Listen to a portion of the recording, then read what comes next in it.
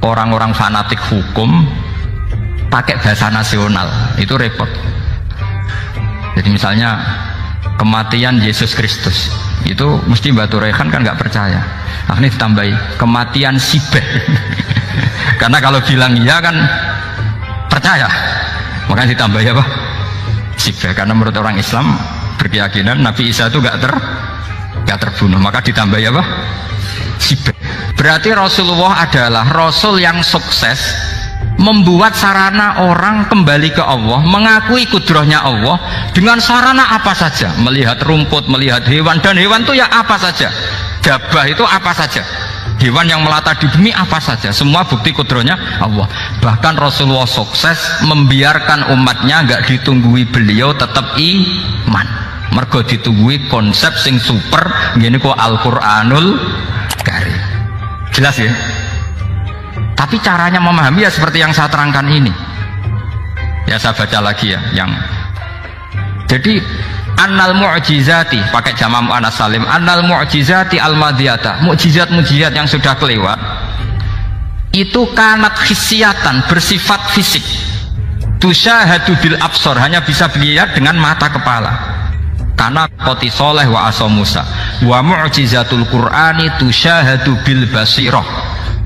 Sementara mukjizatnya Quran disaksikan dengan mata hati, dan setiap orang punya mata hati. Fayakunu man yattabi'uhu li ajliha aksar li anna alladhi yushahadu bi ainir ra'si yang qoridu bintiradi musyahidihi walladhi yushahadu bi ainil aqli bakin yushahiduhu kullu man ja'a badal awal mustamirron. Sesuatu yang dilihat dengan mata kepala, setelah para saksi ini meninggal, maka setelahnya mencari-cari, bisa percaya bisa enggak. Tapi mukjizat yang disaksikan mata hati, siapapun percaya dan sampai ila yaumil kiamat. Dan tentu Quran lebih unggul dalam hal ini, dan insya Allah kita semua adalah ahli Quran, yaitu harus punya kesimpulan falam mata bayana lahu qala a'lamu annallaha ala kulli syai'in qadir. Sebagian ayat walita alamu annallaha ala kulli syai'in qadir wa annallaha qad ahata bi kulli syai'in ilma. Itu kenapa mukjizatnya Quran dasar. Itu yang gampang-gampang ya, melihat nyamuk, unta, kerbau itu yang gampang. Anda tak naikkan kelas sedikit menjadi agak ilmiah. Misalnya begini, kamu ahli falak. Misalnya kamu ahli falak, misalnya kayak Batu Rehan ya. Itu pasti tahu kalau matahari dan rembulan dibikin Allah itu asyamsu wal qamaru bi husban, bahwa matahari dan rembulan dibikin ini untuk hisab. Walladzi ja'ala syamsa diya wal qamara nura wa qaddarahu manazila li ta'lamu adada sinina wal hisab. Sehingga ketika ternyata betul samsiyah bisa dihitung menjadi tahun samsiyah, yang oleh bahasa milenial disebut Masihiyah. Sayyidina Umar agak tersinggung. Sebetulnya yang namanya hisab itu tidak ada hubungannya dengan Masehi dan Hijriyah, itu nggak ada. Semua berdasar matahari atau apa? Rembulan. Lah sialnya yang samsiyah ini oleh bahasa internasional disebut apa? Masihiyah. Makanya Sayyidina Umar marah terus bilang ya sudah kalau gitu Qamariyah bikin apa? Hijriyah. Jadi itu sebenarnya nama politik. Sebetulnya kalau objektif yang jadi ukuran ya samsiyah sama Qamariyah. Berhubung ini sudah diambil tetangga partai sebelah, akhirnya ya kira-kira gitu loh. Jadi kira-kira seperti itu. Akhirnya kita namanya apa? Hijriyah. Apa samsiyah sama apa? Hijriyah. Sebetulnya yang asli ya samsiyah, Qamariyah. Tapi nggak apa-apa lah. Dunia itu pasti ada politiknya. Lah yang repot orang-orang fanatik hukum pakai bahasa nasional, itu repot. Jadi misalnya kematian Yesus Kristus, itu mesti Mbak Turehan kan nggak percaya, akhirnya ditambahi kematian Sibeh. Karena kalau bilang iya kan percaya, makanya ditambahi apa? Sibeh. Karena menurut orang Islam berkeyakinan Nabi Isa itu nggak terbunuh, maka ditambahi apa? Sibeh.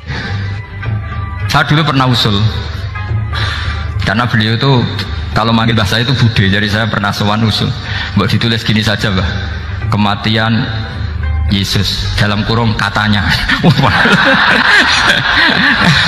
Tapi mungkin terlalu vulgar ya, jadi akhirnya dibikin apa? Sibeh ya? Di kalender Kudus kan apa? Sibeh ya, ditambahi Sibeh. Ya nggak apa-apa lah, yang penting keyakinannya masih benar gitu, jadi masih benar. Kalau usulan saya terlalu ekstrim, kasih apa? Ya karena memang begitu kan, kita berkeyakinan Nabi Isa itu gak terbunuh. Wa ma qataluhu wa ma sholabuhu walakin syubbihalahu. Jadi ini saya teruskan ya. Ini paling masih seperempat jam ini. Kalau kelamaan sampai dolim itu ganggu kiai lama-lama gitu.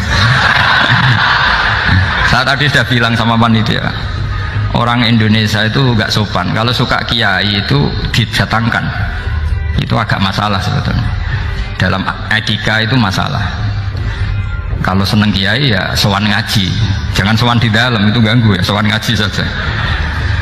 Dulu Imam Malik itu anaknya raja itu, Imam Malik itu seangkatan dengan Harun Ar-Rasyid. Makanya jangan berharap kalau saya gampang diundang. Bukan karena saya sombong, memang etikanya seperti itu.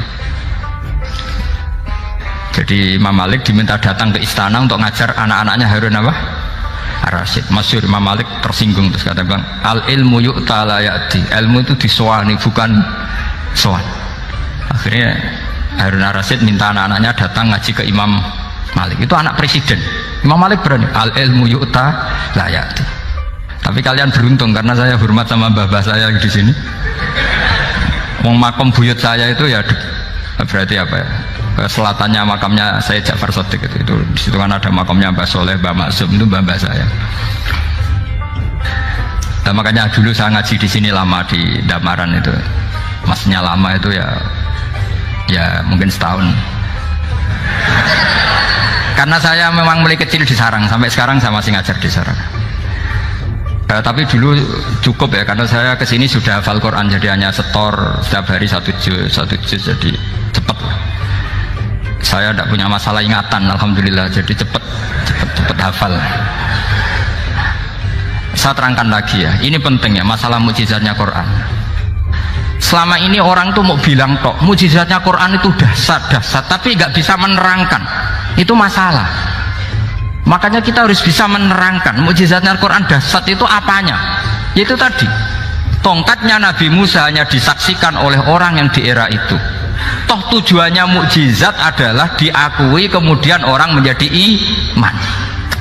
Lalu Rasulullah SAW beliau sudah intaqala ila rafiqil a'la. Tapi konsepnya Quran menjadikan orang yang nggak ditunggui beliau tetap iman ila yaumil kiamah. Itu yang maksud fa'arju an aku na aktsarahum tabi'an yaumal kiamah. Mukjizat saya itu cukup Quran kata Nabi, dan dengan mukjizat itu orang akan iman ila yaumil kiamah. Caranya seperti ini. Karena tadi sedasat-dasatnya mukjizat tujuan utama orang terdikte supaya ikrar ngakui kudrohnya Allah. Lah ngono kok ngenteni tongkat sakti lah opo, cukup deloknya mau. Paham ya? Jelas ya? Alhamdulillah mau naik kelas ini sudah benar ya, sudah benar. Terus kedua begini, kedasatan Quran lagi. Quran itu bisa merunut, mentartibkan logika. Bahkan logika ini logika yang universal. Siapa saja merasakan logika itu. Misalnya begini, dulu orang kafir itu punya Tuhan banyak. Tentu yang dipertuhankan yang mana? Yang dipertuhankan itu banyak. Karena pikiran mereka urusan banyak, problem banyak, ya Tuhannya harus banyak. Ada BPKB 3D kan, istri cerewet macam-macam lah, itu kan problemnya banyak, maka Tuhannya harus banyak. Karena Tuhan itu maknanya penyelesai masalah. Sehingga kalau masalahnya banyak, Tuhan harus banyak. Ketika Rasulullah membawa konsep satu Tuhan, mereka janggal. Makanya mereka bilang, aja'alal alihata ilaha wahida inna hadza la syai'un ujab. Masa Tuhan satu? Ini aneh, nggak bisa. Tuhan harus banyak, karena masalah kita banyak. Itu terpatri, di otak mereka terpatri. Lalu Nabi dengan santai diajari Allah menerangkan, andaikan kalian punya majikan banyak dan perintahnya beda-beda, kamu suka enggak? Ya enggak suka, mat, enggak enak. Punya majikan banyak itu udah enak. Milih mana majikan banyak sama satu? Satu aja, mat. Tuhan kamu adalah majikan kamu. Kalau banyak kamu bingung. Ya mat, satu aja mat. Itu segampang itu. Jadi menggiring, Tuhan itu kan bos kita, tuan kita. Kalau banyak berarti yang memerintah kita banyak, dan bisa konflik bos-bos kita ini karena berebut anak buah tadi. Akhirnya mereka, kalau kamu punya majikan banyak dan perintahnya beda-beda, semuanya minta dilayani, kamu pusing enggak? Ya pusing mat. Minta mana? Majikan banyak sama satu? Satu saja Muhammad. Ya Tuhan kamu adalah atasan kamu, maka harus satu. Mereka paham. Oke mat, Tuhan satu. Jadi yang dimaksud dorobawaw matalar rojulan fihi syuraka umutasyakisuna warojulan salamal lirojul hal yastawiyani masalah. Langsung alhamdulillah, karena mereka yang paling bodoh pun paham dengan logika itu. Paham kalau Tuhan banyak, perintahnya banyak, kita repot. Maka Allah bikin satu masalan, yaitu rojulan fihi syuraka umutasyakisuna warojulan salamal lirojul. Satu lelaki, satu bos, satu perintah. Kayak apa mudahnya Allah. Kemudian mereka tetap menuhankan Lata, Hubal dan Uzza karena mereka dipertuhankan. Sebenarnya nggak pernah Tuhan tapi dipertuhankan. Allah memberi contoh tuh sederhana sekali. Wa daraballahu mathalar rajulaini ahaduhuma abkam la yaqdiru ala syai'in wa huwa kallun ala maulah aina ma yuwajjihu la ya'ti bi khair hal yastawi huwa may ya'muru bil adl. Kata Rasulullah, Lata itu menurut kamu apa? Ya Tuhan kami. Muhammad, Hubal ya Tuhan kami. Uzzah ya Tuhan kami. Lalu kalau mereka kotor ya saya mandikan, kalau hidungnya coplok ya saya tata. Terus kata Rasulullah begini, kamu mau nggak punya budak atau pembantu yang buta, tuli, bisu? Kamu mau nggak punya pembantu loh ya, pembantu itu budak zaman dulu. Kamu mau nggak punya pembantu yang buta, yang tuli, yang bisu? Wah gak doyan mat, gue apa pembantu ngono? Yang pembantu saja kamu nggak mau yang gitu, kok malah punya bos begitu? Orang yang tuli, yang bisu, yang kopok, jadi pembantu saja nggak layak, kok malah jadi pangeran. Paham ya? Arca dan berhala itu kan nggak bisa apa-apa. Kamu mau gaji ngasih THR pembantu yang kopok, bisu, picek? Mau? Wong jadi pembantu saja nggak sah, kok mau jadi apa? Tuhan atau jadi majikan? Jadi Allah bikin contoh gampang sekali. Wa daraballahu mathalar rajulain ahaduma abkam la yaqdiru ala syai'in, nggak bisa apa saja. Wa huwa kallun ala maulah, anane ngrepoti tok. Inama yuwajjihu la ya'ti bi khair.